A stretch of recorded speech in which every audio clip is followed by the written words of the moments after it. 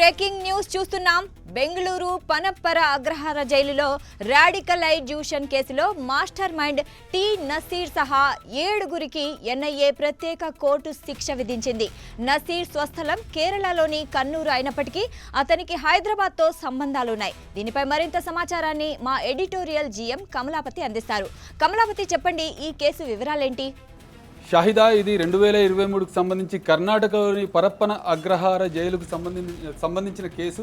కేరళలోని కన్నూరుకు చెందిన తడియవందిర్ నసీర్ ఇతను ప్రధాన సూత్రధారి. ఇతను జైల్లోనే అంతకుముందు ఇండియన్ ముజాహిదీన్ కేసులో అరెస్ట్ అయ్యి పరప్పన అగ్రహార జైల్లో శిక్షణ అనుభవిస్తున్నాడు. అండర్ ట్రయల్గా ఉన్నప్పుడే ఇతను అక్కడ తోటి ఖైదీలను వారి లోపల విషబీజాలు నాటి వారిని రిక్రూట్మెంట్ చేసుకుని లష్కరే తాయిబా తరఫున పనిచేసే కుట్రలో భాగంగా ఒక మాడ్యూల్ని రూపొందిస్తున్న తరుణంలో కర్ణాటక ఇంటెలిజెన్స్ వాళ్ళు గుర్తించి ఇతనిపై నిఘా పెట్టడం జరిగింది. అదేవిధంగా 2023లోనే ఇతను జైలు నుంచి కోర్టుకు ట్రయల్కు వెళ్తున్న సమయంలో పారిపోయేందుకు భారీ కుట్ర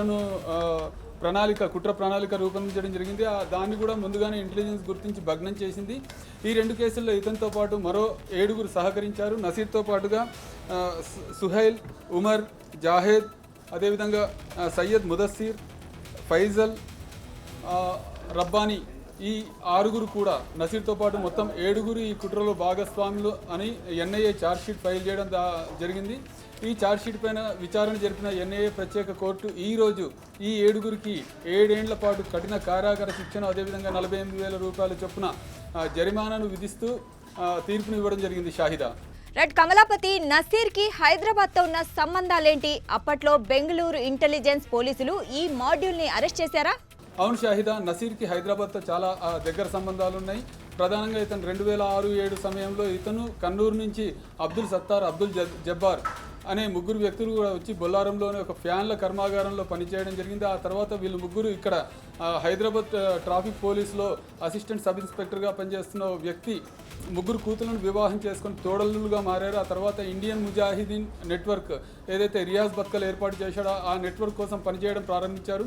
అంతకుముందే సిమి అగ్రనేతలైన సఫ్దార్ నగోరి, కమరుద్దీన్ నగోరితో కూడా వీరికి సంబంధాలు ఉన్నట్టుగా అప్పట్లోనే బెంగళూరు నుంచి వచ్చిన ఒక ఇంటెలిజెన్స్ టీం గుర్తించడం జరిగింది.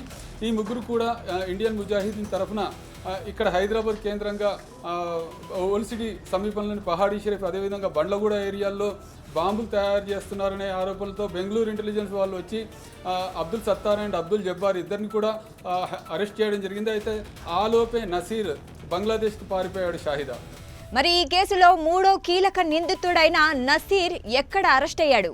షాహిదా, బంగ్లాదేశ్లో తలదాచుకుంటున్న నసీర్ని ఇంటర్పోల్ సాయంతో అప్పట్లోనే 2009-10లో భారత ప్రభుత్వం అరెస్ట్ చేయడం జరిగింది. ఇతను చిట్టాగాంగ్ ప్రాంతంలో ఒక దర్గాలో తలదాచుకుంటున్నాడనేసి, ఆ తర్వాత మసీదులో ఉంటున్నాడని తెలిసి అక్కడి పోలీసులు అరెస్ట్ చేసి ఇతన్ని అక్కడి నుంచి డిపోర్టేషన్ చేస్తే బెంగళూరు పోలీసులు అరెస్ట్ చేశారు.